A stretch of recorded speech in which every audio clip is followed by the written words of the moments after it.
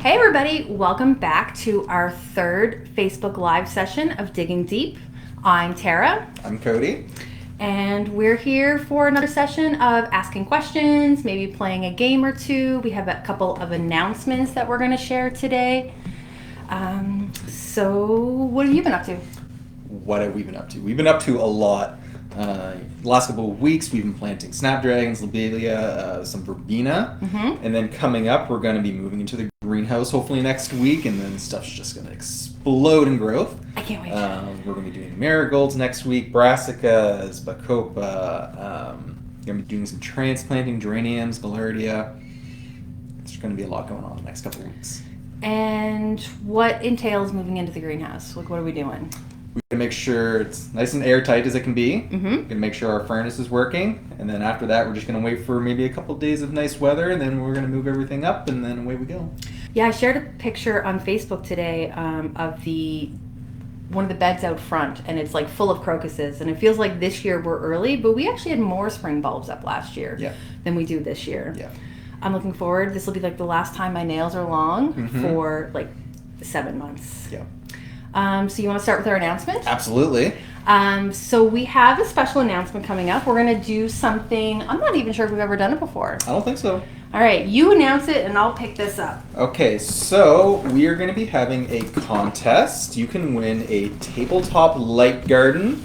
It also comes with seed starting mix. We have 3 seed collections. It comes with a campfire mug, some plant stakes, a hand seeder, and some Vessi swag. And that's all for the value of about $400. Yeah, just a little over $400, and then the swag doesn't have a price because it's priceless. Yes. So yeah, it's a very good prize. Yes. And we are doing just a short one because we want everyone to get it now. Yes, we want you to get it now before it's too late in the season, so you can get your stuff started, and that way you're ready to go when the frost is all done. So how do you enter? How to enter? So you have to follow us, follow Vessi Seeds on Facebook. You have to like and share the posts that it will be coming out in a couple minutes. You need to tag a friend in the comments, and then if you want extra entries, you can tag more friends in the comment section. Yeah, so basically every comment must have a friend on it. So if you want to tag 2 people, it has to be 2 comments in order for it to count as 2 ballots. Yes. And we will be drawing for this on April 12th at 12 p.m. Atlantic Standard Time. It's not upside down, is it? Nope. You're Okay, good. perfect. Yeah, and we're going to do it, 12 o'clock noon on Friday, so hopefully the winner can get us their address really quickly, and we can get it in the mail Friday. So hopefully, beginning of the following week, you'll be receiving it in the mail. Yes. Oh, Awesome. I'm looking forward to it. I'm looking forward to it. That is heavy. Unfortunately, it's not open to Vessi's employees because I would be signing up for that. And it's only open to Canadian residents. Some of the seeds that are in the package can't go across the border. So it's just Canadian residents. Maybe we'll do something else that includes everyone in the future. But hopefully if it's a success, then we'll keep doing stuff like this. Absolutely. All right. So let's see. We do have some questions that were emailed in. Go right into it. I think Sarah must be on the island because she says, my garlic is already up 6 inches. It's early April. Should I be worried about the snow they're calling for tomorrow? No. So plants are pretty in tune with nature. If your garlic's up 6 inches, a couple of inches, that's fine. The early warm weather we've had is, forced them out of the ground. With the snow coming, with cold weather coming, they'll kind of go back to sleep for a little bit longer. As long as we don't get any, like -20 frost where it's going to kill the growth tip, it should be okay. You might see a little bit of yellowing on the tips of the leaves, and that's about the extent you'll see. Nice. Yep. I'm really looking forward to garlic season. Always love garlic. My bulbs are just coming up. So like the same thing comes with your tulips and your crocuses. Like this snow is not going to hurt it. No. All right. Next question is from Sylvie. This is a long one and multi-parts. All right. So I'll read it all and then maybe we'll break it down. Sure. She wants to know, how do you convert your yard or lawn space into a vegetable garden space? Do I till the lawn or do I need to remove the lawn first? I think she means like the sod. Yeah. And if I remove the lawn, I assume I would need to order a truck or bags of soil to replace. What is the best kind of soil to use? And do I use weed block fabric for the first couple years to manage the lawn from coming back up? All right, so let's break that down. So how do you convert your lawn to vegetable garden space? So you can till it if you want to. Tilling does harm the soil in some sense. A little bit of tilling's not bad, but if you're just starting out, maybe you just want to take that top layer off. So maybe you get in there with a shovel if it's not going to be too big, or a small tractor or something along those lines. And then what you want to do is you want to start building the soil, adding organic matter, maybe mixing a little bit of topsoil in, that sort of thing. Then she mentioned the fabric, the textile mulch. That's great products to use. You can actually put that down where your vegetable garden is going to go, and that'll kind of kill what's there first, and then you can plant, then you can remove that and then put your soil and plant on top of that. Yeah, and like the first year you might have a bit of weeds because seeds, the weed seeds live in the soil for a long time. When would you recommend tilling up your yard or removing the sod off the top? You could probably start doing that now. I wouldn't do it when it's super, super wet. If it's really wet and you're going in disturbing the soil, you're going to compact it, and you do not want to compact the soil. Taking all the air out of the soil is really bad. It just makes not great conditions for roots. Yeah, and you're also going to, it's just going to be muddy. It could, if you are using a tiller of some sorts or equipment, you could clog it up, do some damage. The more moisture soil has, the heavier it is. Yes. Yeah. Now would be a good time to till it up, and then you have time to kill some weeds, cover it up before you get going. But the best thing you can do, organic matter. Add lots of organic matter year over year. Just keep adding it. It's the best thing you can do for your soil. Yeah, and it is early enough now that you could get your soil tested to see what it's missing between now and then. And they're really cheap to do through a provincial organization. Kim O'Brien wants to know, can you use newspaper instead of fabric? Yeah, you can absolutely use newspaper. I helped my mom use newspaper in our gardens years and years ago. We installed new beds. We laid out newspaper on a not windy day. And then we watered it with a watering can to kind of stick them all together. So it's just one big, almost sticky sheet. Then we threw some mulch down over top of that, and you're done. Yeah, something that we tried on our... when we were growing peppers is we put like cardboard down in the rows just to keep the weeds down, like cardboard, put a couple rocks on it to keep it secure, and it will break down and it might fall apart, but for a little bit it'll keep the weeds down. And it's not a permanent solution. You might get 2 or 3 years and you might see some weeds starting to come back again, and then you just have to repeat the process. All right. Shelly Scott says, I don't have a lot of success with carrots. I have raised beds. Can you give me some tips? I'm in southern New Brunswick. So carrots like really sandy. They don't like heavy compacted soil. So you want to make sure your soil is nice and tilled, lots of organic matter, so it's nice and light. You want to make sure it's 10 to 12 inches deep if you were looking for a carrot you buy in the store. And you want to make sure your soil's free of any like rocks, pebbles, anything that will stop the carrot from growing down. And then usually, if you're not having success year over year in the same spot, there might be, a disease or pest pressure going on there. So then it's just best to move someplace else. Yeah, and rotate it out. And another question, are you getting some greens but not getting a lot of the root of the carrot itself? Are your seedlings not germinating? Which kind of failure? Yeah, if you're getting a lot of greens, not a lot of root growth, it could be, missing some nutrients in there, or there could be too much nitrogen, which is responsible for foliar growth. So there might be a number of things happening. Shelly Scott also said, can you use manure or not? So she's got the carrot question. Sure, you can use manure, but it just has to be well broken down first. Usually no less than a year after it's been broken down. Using fresh manure will burn the plants and will probably kill them. She said she's having trouble not germinating. So try to aim to do it on, not a really hot sunny day, and then give them a good water after you sow them. And maybe try, if you normally use raw seed, maybe switch to pellet seed, and if you use pelleted, maybe switch to raw. If you are using pelleted seed, it is a clay coating that is on the seed, and that needs to break down. And for that to break down, it needs to come into contact with moisture. So if you're using clay seeds, just make sure they're watered really, really well. Yeah. Let's see. Dawn Valdron says, I have leaf/hay mulch on my garden. When is the best time to uncover? It is supposed to be nice next week. What was her name, sorry? Her name is Dawn Marie. Dawn, what do you have in your garden that you're looking to uncover? I'm assuming maybe some garlic or something? Yeah, and if it was garlic, you'd keep the garlic there, right? Yeah, you can just keep the straw there. Same with strawberries. I just let the foliage grow up through it. Now, if you covered your entire bed with hay or straw to, protect it from the winter, would you remove it? It depends. I would actually probably remove where I'm going to be planting, and I would just pull it into and make rows.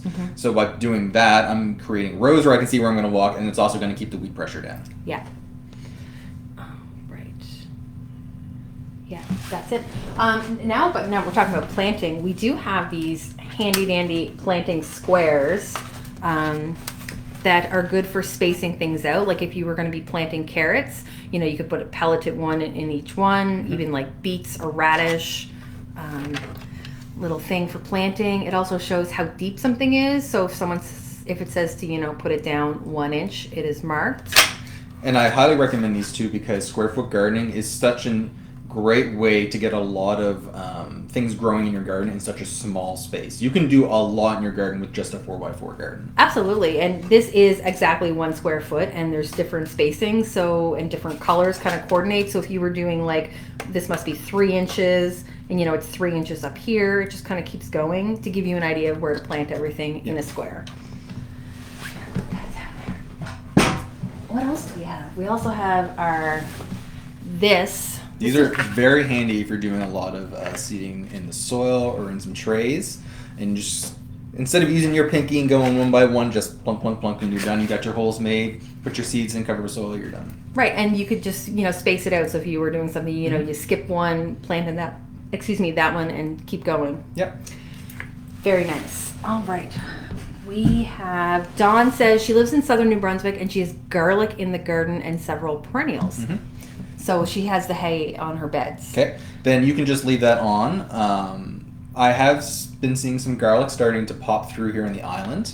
Ours at home especially. I haven't pulled the straw off it, and I'm probably just going to leave it there for the season just to help keep the weeds down. Yeah, we didn't pull our straw last year, and our garlic is up. Joyce went across the road yesterday, and she was looking. Rita says, Zone 5B, Fredericton, having to put cardboard down to restarts the bed here are choked with weeds. Limited finances, so I bought lots of seeds to start myself. Was considering, I don't know what that is. I'm not sure. Would logs go under or over the cardboard? I already started some impatiens and herbs indoors for transplanting. Sounds like she's starting a new bed. It sounds like it, yeah. Doing maybe like the lasagna layer. Yeah. Would you start with the cardboard, the wood on top of the cardboard to keep it in place? I would actually put it on top and bottom just because you want that, retained moisture to help things start breaking down. Yeah. So I would start with the base layer of the cardboard, then you add, your leaves, your sticks, then maybe some of your bigger logs, and then another layer of cardboard. Yeah, and make sure it's deep. Yes. Make sure it's deep.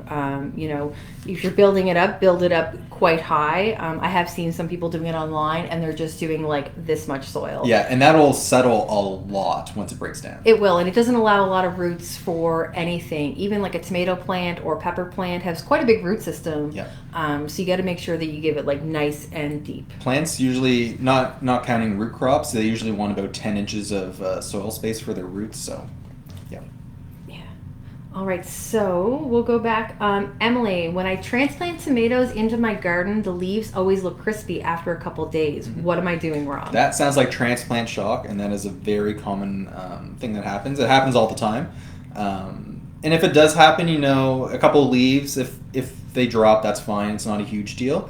The best way to combat that is just to make sure that plants are well watered before you transplant them, and just to transplant either, a day or two after a good rain or on days that, where it's not super sunny and hot.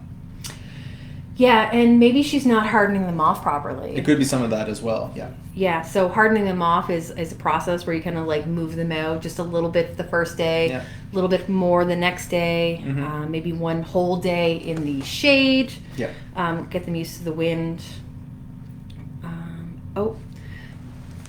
Tracy told us what this is. Oh, okay. It means mounded culture or hill.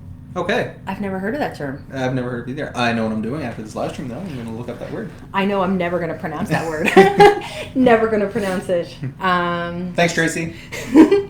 Let's see. James says, I never know if I'm planting my onion sets too deep or not deep enough. How much of an onion should I cover? So we go bottom quarter, bottom third of the onions. You basically just want to make sure that the roots are in the soil. You don't want to push the whole bulb into the soil. If you're doing that, you're just opening up a world for pests to just start burrowing in and start chewing them. Yeah, and onion sets are coming soon. They're coming soon. I'm excited. I think they're actually packaging them in the warehouse next week. I think we've almost sold out of all of our onion sets, so we Yes. shouldn't say too much about them Yes. because, I do apologize for all those who didn't get them. And our potatoes arrived. The potatoes have arrived. I'm very Potatoes excited. are here. March 31st was National Potato Day, which is like a glorious holiday. Yes. Glorious holiday. Oh, yeah, someone else is mentioning what the Okay. the process is. Daniel, I always wanted to grow seedless watermelon. Is it different from regular watermelon? So in terms of flavor, no, that varies from variety to variety. The only real difference is you don't get seeds. That's about the gist of it. In order to do that, you need 3 seedless plants to 1 seeded plant. So if you're buying a seedless watermelon from us, we do include in a separate pouch attached to the package pollinator varieties. So you just need to make sure that for every 3 seedless varieties you have 1 seeded variety. And that way when pollination happens, you should hopefully get very few or no seeds in your seedless varieties. Yeah, and you might be confused when you get your seeds in the mail and they have another like seed stapled, Yeah. like packs stapled to the back of it. And make sure you plant both. If you Yeah. want seedless, Seedless watermelons have 33 sets of chromosomes, where seeded varieties have 22. So if you're crossing 33 with 33, there's an even number in each, so they easily cross and they make seeds. But if you do 22 and 33, there's not an even number, so it just doesn't form a seed then. right? Yeah, I don't mind seeded watermelon. I don't mind it either. I don't mind. I mean, Yellow Doll is my favorite, and it's seeded. Yeah, So yeah. We do trial seedless varieties here. It's just difficult for us to truly grow them seedless because we do seeded varieties as well. And there's just so much crossing between our watermelon patch that's just something we can't really do. yeah. Dawn Marie says, I hear a lot of different advice with regard to timing of direct seeding for parsley, kohlrabi, Swiss chard, arugula, peas, and kale. I live in southern New Brunswick. What are your thoughts? Okay, let's break that down by crop. What was the first one? Parsley. Parsley. You can direct seed parsley, but parsley is very slow to grow. So you want to start that, I'm thinking off the top of my head, probably at least 8 weeks before last frost. Yeah. Would you be coming up? Yeah, it's coming up very, very soon. We're on week 14, so we would be looking at about, next week would be 8 weeks before last frost. Yeah. Yep. Okay, so kohlrabi. Kohlrabi, you can direct seed kohlrabi. They're very fast to form. Probably middle of May would be a good time to direct seed them, or even the 2nd or 3rd week of May. They are cold weather crops, so they do really well, mid-May and late in the fall. And we transplanted our kohlrabi, didn't we? Yes, so we transplant our brassicas because we have really, really high pest pressure here, and that's just because that gives us better control in those pest pressures. So if we were just to go out and throw some kale in the field, and as soon as they would come up, they would just be eaten alive by flea beetle. Yeah, and we try not to do any, pesticides, herbicides, anything Yeah. crazy. We want to emulate what the home gardener does. Yeah, exactly. Kohlrabi, Swiss chard. Swiss chard, you can direct seed Swiss chard. I would say, maybe a week or 2 before your last frost, and you'll have some by midsummer. Arugula. Arugula, same with your kohlrabi. You could even put that out a little bit earlier, even beginning of May. Yeah. Peas. Oh, your favorite. You could do peas mid-May again too. Cold weather crop. They don't like the heat, so if you're trying them in the summertime, they're not going to germinate well. Usually mid-spring and late summer, early fall. And peas are the perfect thing for succession planting. Like Absolutely. plant 5 seeds, 1 week, 2 weeks later, plant another 5, and keep it going until the weather says it's too hot. Yeah. Peas. And the last thing is kale. Kale, and again, same with our kohlrabi. Beginning to middle of May. Anytime in there, you'll be fine. Catherine says it is snowing in Newcombeville, Nova Scotia. I'm sorry to hear that, but it is not snowing in PEI yet. Not yet. How much snow are we getting? They're calling for about 15 centimeters, but I'm not sure. And also, I feel sorry for all of our Montreal and Ottawa listeners. I hear they're getting lots of snow right now, so No, thank you. no thanks.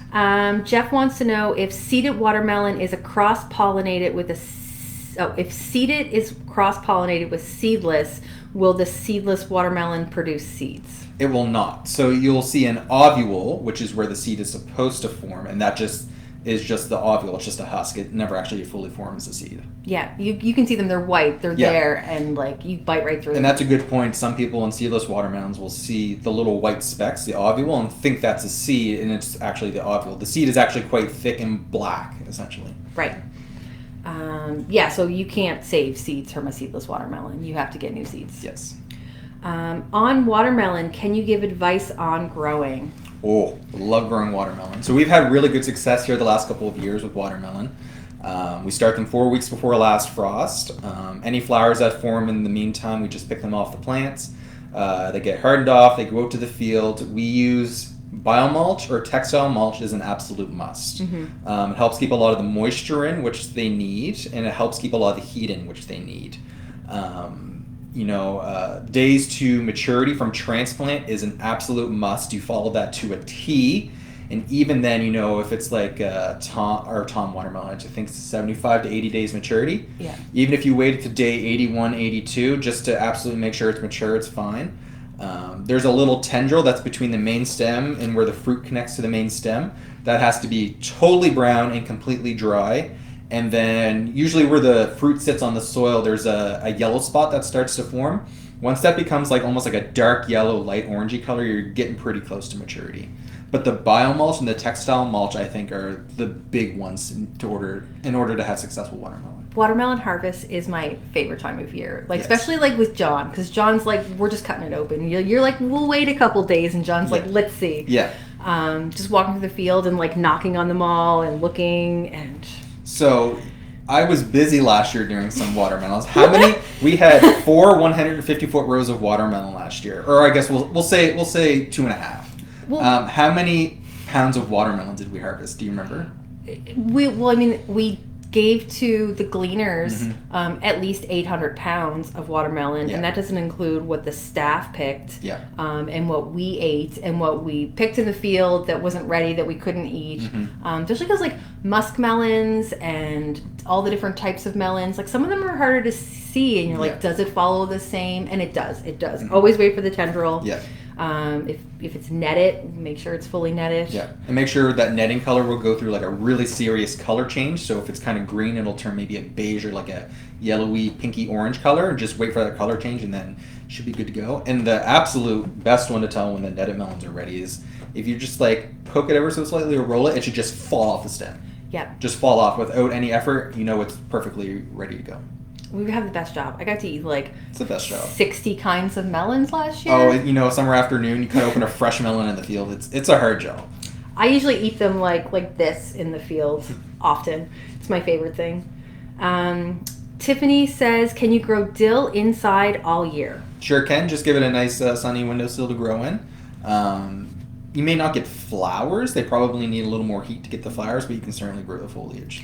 Yeah, and they get really big. They get huge. Huge. The 11-liter ice cream buckets, they could easily be double or even triple the height of that sometimes. Yeah.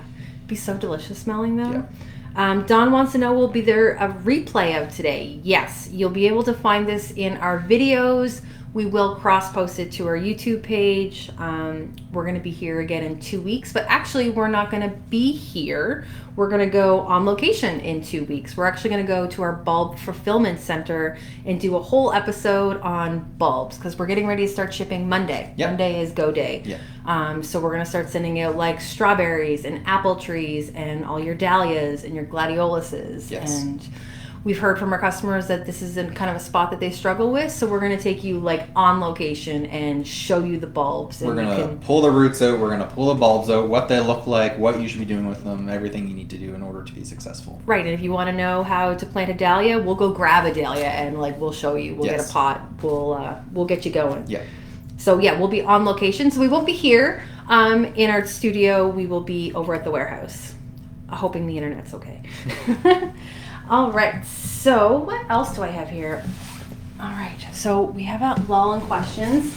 I do have a game. All right. I told you about this game. I guess I gave you a game last time, so I guess it's my turn to be on the receiving end. And let me start in a different spot. Okay, I have some pictures here, and you have to tell me what they are. Okay. Okay. Okay. First picture. What is that? Well, I know it's a watermelon. You're in the picture, I know. so you should know what this is. And you know what? If I could see the skin, it would make it a lot easier. Oh, that's Sugar Baby. Okay. That's Sugar Baby. That was easy. Yeah. So for people who can't see, Sugar Baby has a really, really dark skin on the outside. It doesn't have the tiger striping what you would typically see on a watermelon. I ate this watermelon in the field with no utensils, just in case anyone wants to know. Okay, what is this? That is Sweet William Dianthus, and that is Sweet Rose Magic. Yes. That was one of my favorite surprises at the flower trials from last summer. That is one stem has all those different colors of flowers on. It was just mind blowing how beautiful it was. Okay, next. Ooh, this is a tricky one. What is that? That's borage. Oh, that wasn't hard at all. No, we had some beautiful borage plants last summer in the field. They were massive, they were thick, and the bees were all over them. I like to pretend it's borage. Borage. Just like a little bit fancier. Yeah. Borage. Okay. This is a two-parter. Okay. What flower is this? That is Hibiscus Luna Red. That was also one of our comparisons from last spring, and it was one of the first to flower in our hibiscus trials. And what is that? That looks like a grasshopper to me. It is a grasshopper. That one was easy.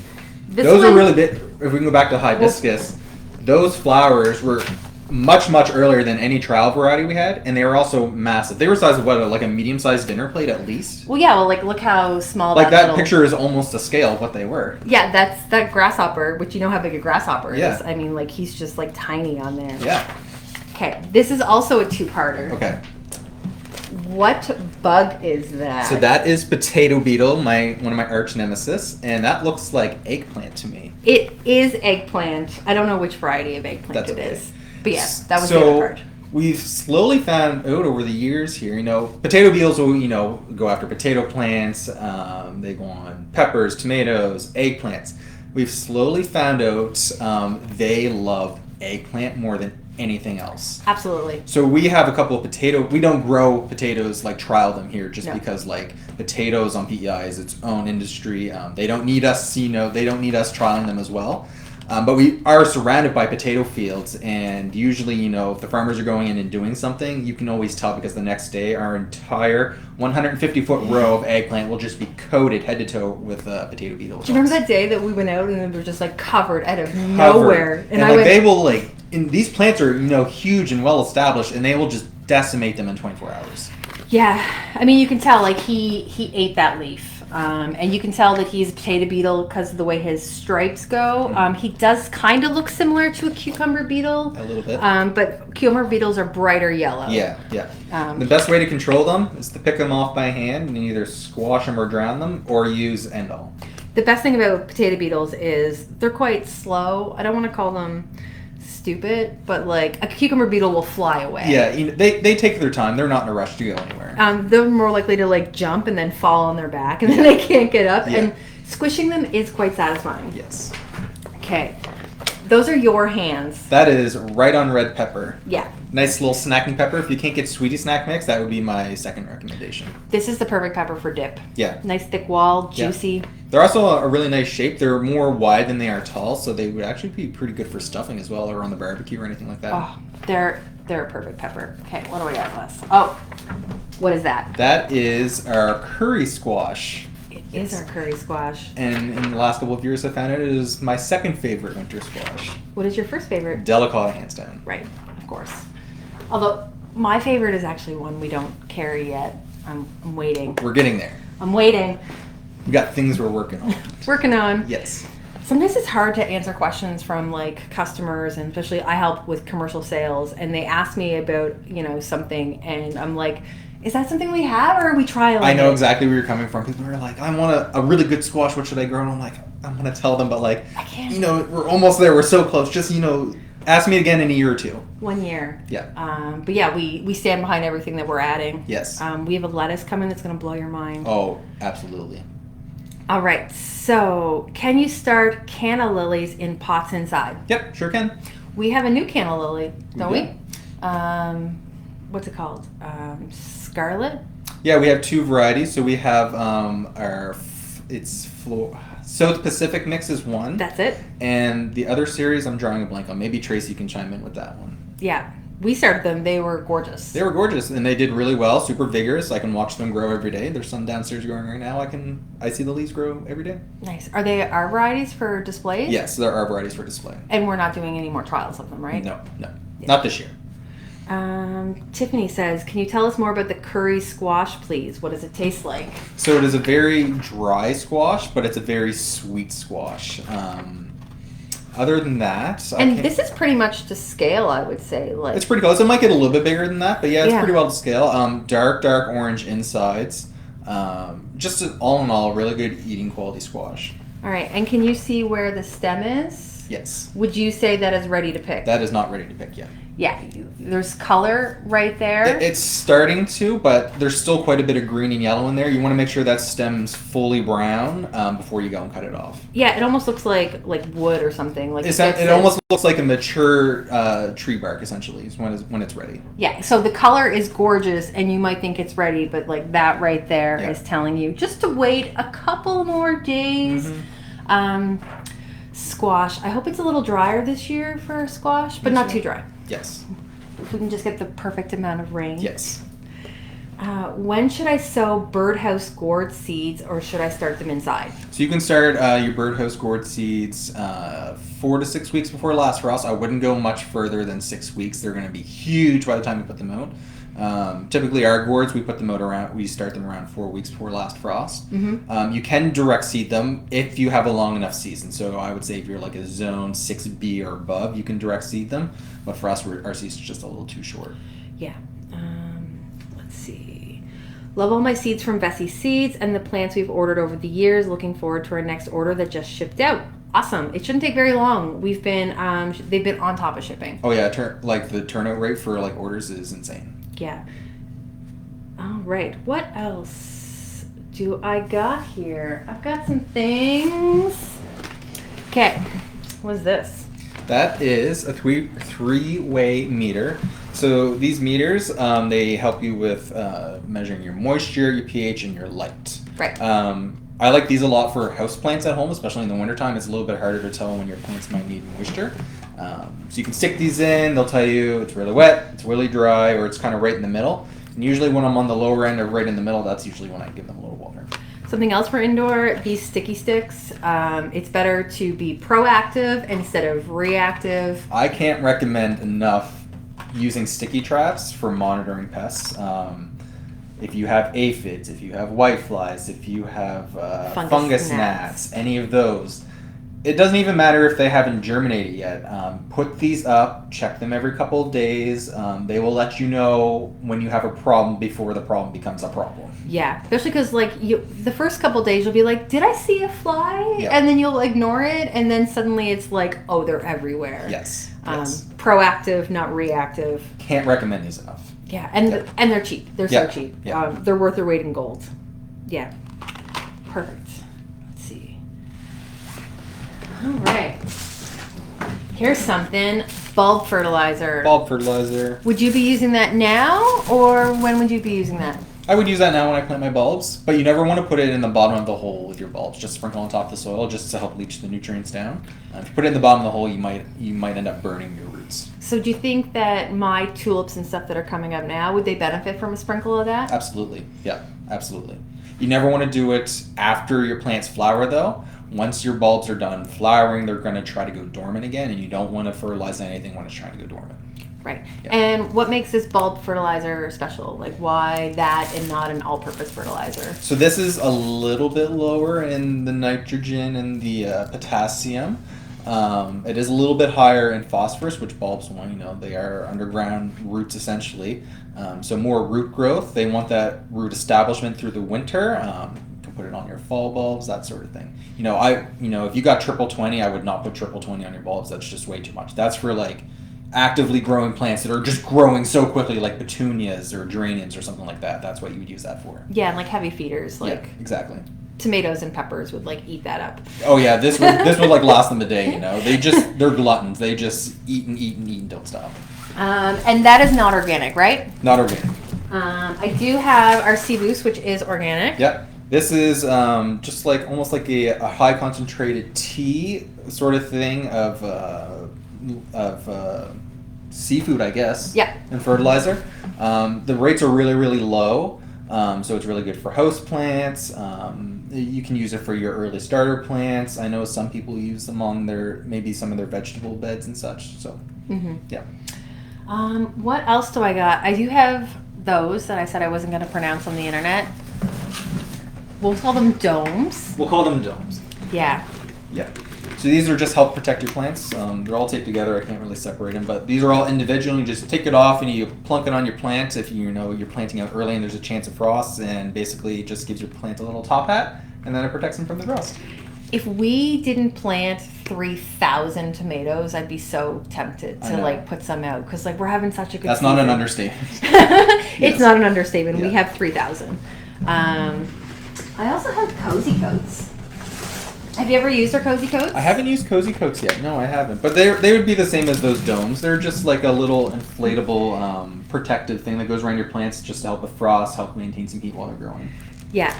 Shelly said the word. I don't want to mispronounce it. The worst thing to do is mispronounce something on the internet and have like people come for you. Yes. I would say cloche. Cloches? Cloches? Yeah. Cloche? Yeah. I'm not doing it. I just did it, but like, no, I'm not entirely sure. And what else? You got row cover over there? Some row covers here.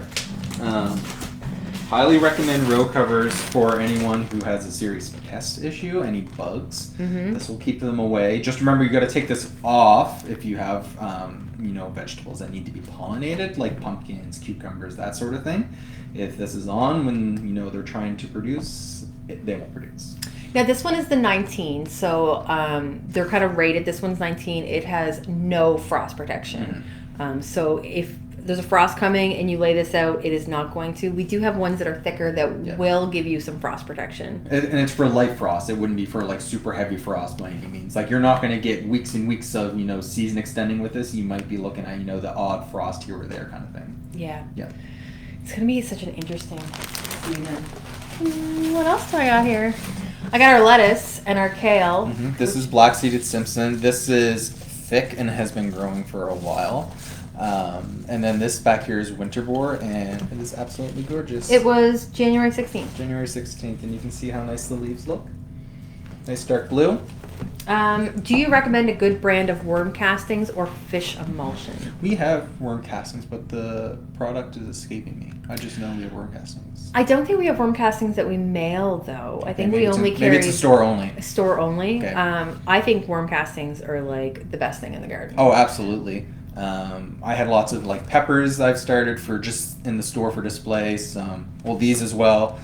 Tomatoes, some basil, and some other things. And I always do a little layer of worm castings before I put the last initial layer of soil in. Just when those roots hit that, then they kind of get a lot of nutrients all at once. Oh, Tracy's sharing a link. We must have worm castings in the store. Let me see what. Yes. In the catalog.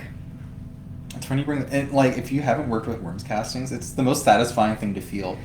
It is. They're like a nice dark black color, but they're a little bit gritty, but they have some weight to them. I don't know. There's just something really satisfying about using them. They're my favorite. You top dress, you can mix them in the soil, you can make a tea out of it, you can go strong, you can go light. They're perfect for everything. Yeah. I would love to have my own have my own worms. Yes. Like we have one of the worm what are they called? Like the composters? Yeah. Yeah. I'd love to have one of those. Yeah. We used to have one years ago. Dump all of our kitchen scraps in it, not the meat. We got compost. When I worked for BEMA, a local water management company, we had one, and we would throw all of our vegetables in there. And you throw a banana in there, in like 3 days, it's gone. Yeah, just gone. Like it's amazing how they do that. What about fish emulsion? Yeah, you can use fish emulsion. Sorry, the question's escaping me. Could you suggest a good brand of worm castings or fish emulsion? There is the brand, and I think it's the one that we carry. It's called Sea Boost, and it's produced, I think it's in Digby, Nova Scotia. I think it is. I've known them for years. I've used it for years. I've had no problems with it, so I could highly recommend that. Definitely don't use a lot of seaweed or fish emulsion on a hot day with wind around your neighbors. They will hate you. Yes, it's a little smelly. But it's so good. It's so good for the environment. Yes. To give back. Yeah. We have some sulfur dust up here as well. That is diatomaceous earth. Yes. So diatomaceous earth is essentially powderized silica. It's just like little, it doesn't feel like anything to us, it just feels like flour to us, but it's little sharp, I don't know, particles essentially, where if they come into contact with like caterpillars, bad caterpillars, or any other bad crawling bugs, it kind of cuts them open and dehydrates them, and it's basically an organic way to control a lot of crawling pests.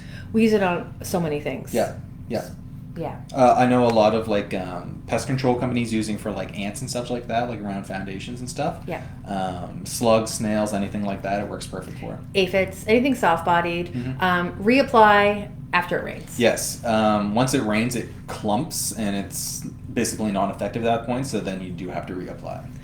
Betty wants to know, does colored plastic around plants work? Red for tomatoes and other colors. So I've never actually used the red, so I can't comment on that personally, but I know Joyce has used the red and she says it works. We've only ever used the black, and the black does work quite well for us. So I don't know, I'm just guessing. I assume that the red for tomatoes would camouflage the tomatoes from the birds when they're ready. It could. I'm not entirely sure what the difference... I've never actually gone in and looked at the difference between the two yet. Yeah. But like you paint rocks to, trick them for the strawberries, right? It could be one of those light reflective things where it just confuses the pests kind of thing.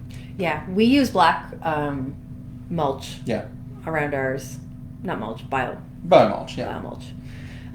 How do you use diatomaceous earth? How do you use diatomaceous earth? So you can get maybe a sifter or even a little spoon and just go like this kind of vigorously. This side's a shaker, I think. Yeah, you got a little bit of shaker on this side, kind of like your spice things where if you open this side, you can get in there with a spoon. If you open this side, you got a shaker and then you can dump.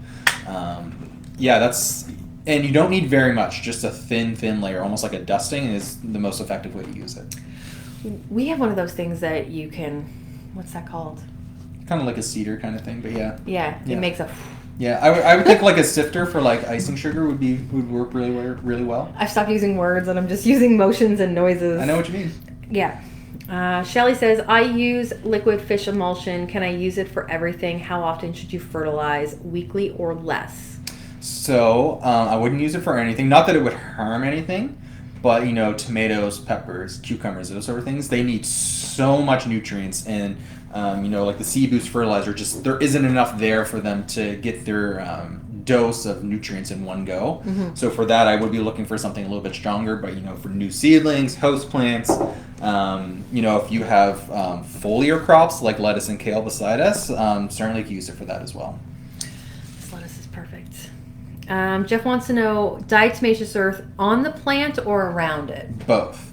And it depends on what pests. If you have fungus gnats, you want to put it on the soil around the plants. If you have aphids, you're going to put it on the plant. Yeah. I haven't checked lately. Do you carry biochar? We do not carry biochar, no.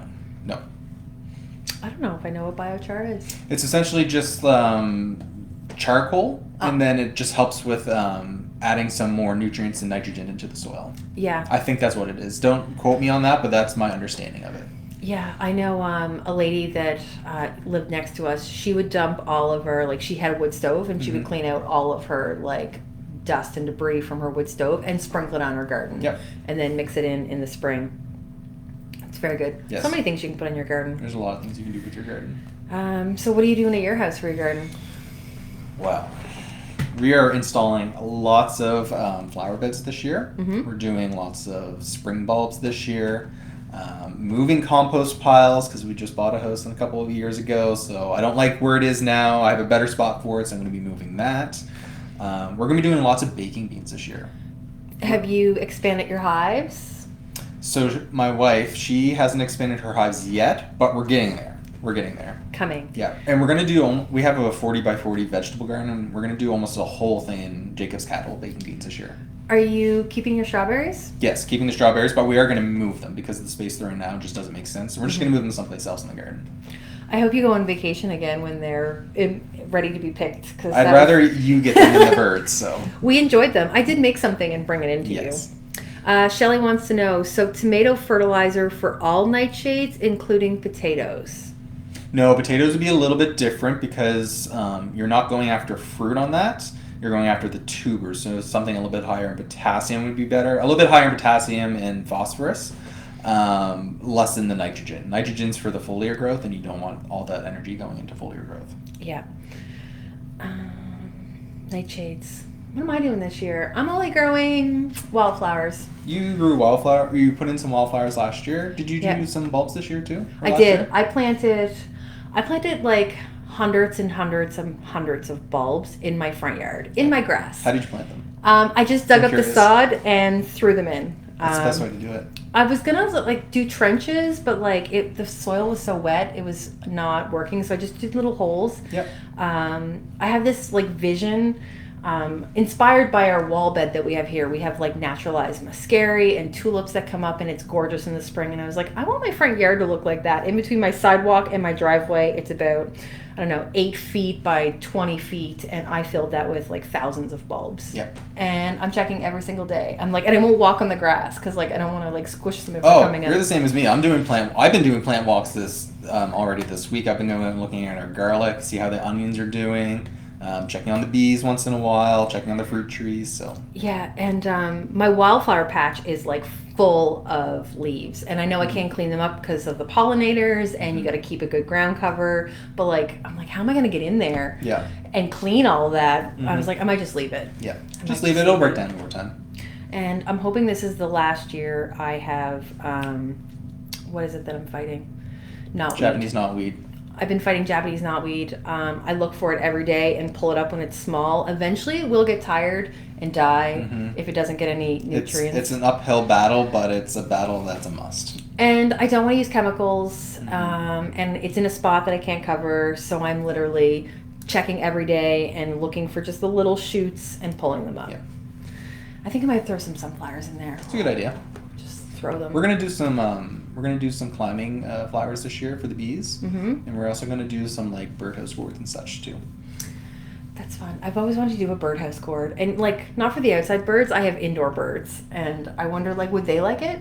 They might like it. They might like it. Yeah. Let's see. Can I put beach seaweed directly on the garden? If so, is there a ratio you would keep in mind? I wouldn't go super thick. I would say like a thin layer is probably fine. If you're worried about salt too, you can give them a quick rinse or a quick dunk in like a wheelbarrow or a bucket or something just to get a lot of that excess salt off. But I think for the most part, there's negligible amounts of salt on it that shouldn't hurt your garden. But yeah, just a thin layer. I heard that there was a shortage of seaweed on the shores. I wonder if that has like something to do with Fiona or something. Maybe. It might have to do with how warm it was this. I don't know. I don't know. I'm thinking about planting spinach, peas, potatoes, and onions sets on huge planters on the south porch to protect from frost. Do you recommend? So those 4 crops again. Sorry, I can't keep all those crops. So I heard potatoes and peas and spinach. Spinach, peas, potatoes, onions, and sets on a Okay. south porch. Yep, they will do okay. You could do the spinach and not quite now. Maybe wait, maybe 2 or 3 weeks, and then you could start some spinach. Then a week or 2 after that, you could plunk your onion sets in there, and then maybe a couple weeks after that, or even a week after that, you can start doing your potatoes. Yeah. My dad's a potato farmer, and they're having the debate, like, are they planting the potatoes early this year? And no one knows what to do with this I year. want to be a fly on the wall for that conversation with the farmers because I bet there's some great insight there. Well, I mean, and he was all for it last week, and then with the snow coming, they were like, well, maybe we shouldn't. It's such a risk. You never know what Mother Nature's going to do, and we can't see into the future. I don't consider myself a true farmer, but I do, do a lot of things that farmers do. And I'm not even 30 yet, and I know just from the past 4 years of working here with that dilemma of like planting things and the stress of growing is already giving me white hairs. And like, it's even harder for potato farmers because it's like their livelihood. Yeah. And like, they're like, do I start digging or do I wait a little bit? Yeah. Let them size up. Will it be too wet? Will it not be too wet? Yeah. So many hard questions. Let's see. Oh, Tracy's replying to some stuff. I can't see. Okay. Peas. Spinach would be fine now, wouldn't it? Yeah, it would be hard to, I think, maybe as a transplant it would be okay. I think it would be hard to germinate right now. It's just a little bit cool yet. I've always wanted to do cold frames. Yeah, I've cold al- frames to do. That's on my honeydew list as well. Is Yeah. to install some cold frames. Cold frames would be really nice. I know someone who went around and collected old windows off the side of the road and like built his own Yep. like greenhouse, and she is something special, but it works. Yep. It works. Mhm. Cold frames would be fun. I sure do. Do you carry a stevia seeds or starter plants? We carry stevia seeds. Yes. Yeah, it was our name the seed a couple of weeks ago, It was. and we stumped almost the entire internet. Yeah. Very few people knew what it was. Yeah. Stevia is really fun. It is. Dry, or you can just like chew on it fresh. Has a nice sweet taste. It's sweet, but it's not sweet like sugar. If Right. that makes sense. Like I don't get that like sweet tooth kind of sensation with it. Yeah. Stevia would be really fun to put in. And it's an annual or a perennial? I think it's an annual. Yeah. Yeah, I think so. Yeah. Um, I've never actually tried to winter it over, so I'm not entirely sure where it'll survive. Yeah, we're not typical here. We don't winter too much. No. Yeah. We do have a big herb bed that is overgrown. Yeah. It's got that winter savory in it that I'm obsessed Mhm. with. Winter stevia. Yeah, we've got stevia. Yeah. Let's see what Tracy says. Is it an annual? It's a tender perennial. Yeah, there you go. So- So that's probably like a zone 6, probably. So, if you're southwestern Nova Scotia, it may winter there with some protection. For us here, we'd have to like heavily protect it. We'd have to put in like a south-facing like kind of crook in your hose, mulch it really, really well, that sort of thing, in order to get it to survive the winter.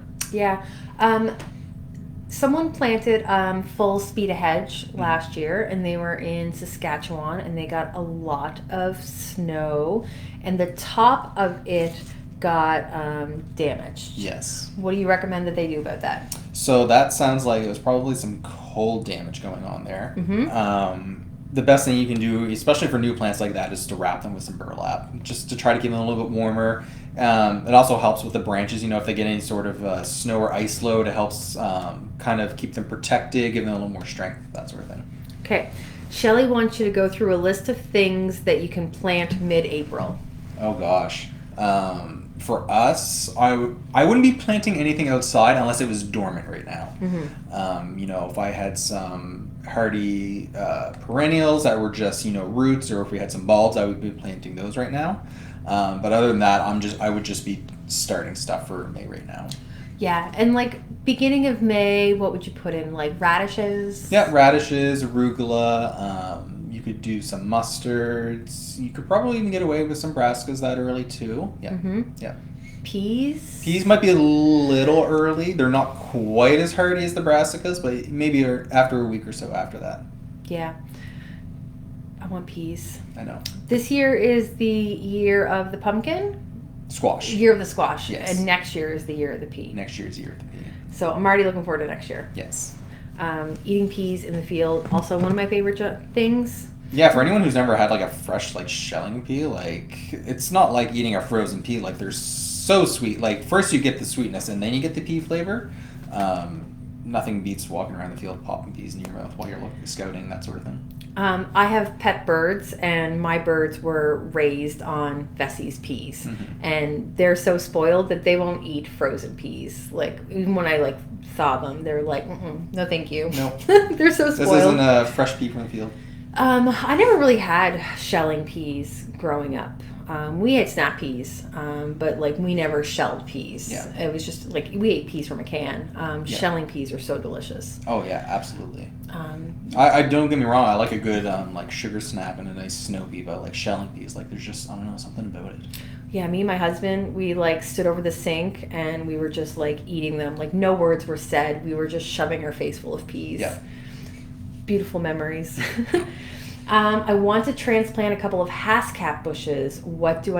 Can I do that next week? Yes, as long as they're dormant. If you're getting them now, they should be dormant. Yeah. But you just want to make sure there's no active growth coming out on them. But yeah, do that now. Make your hole 1.5 times bigger than the root ball.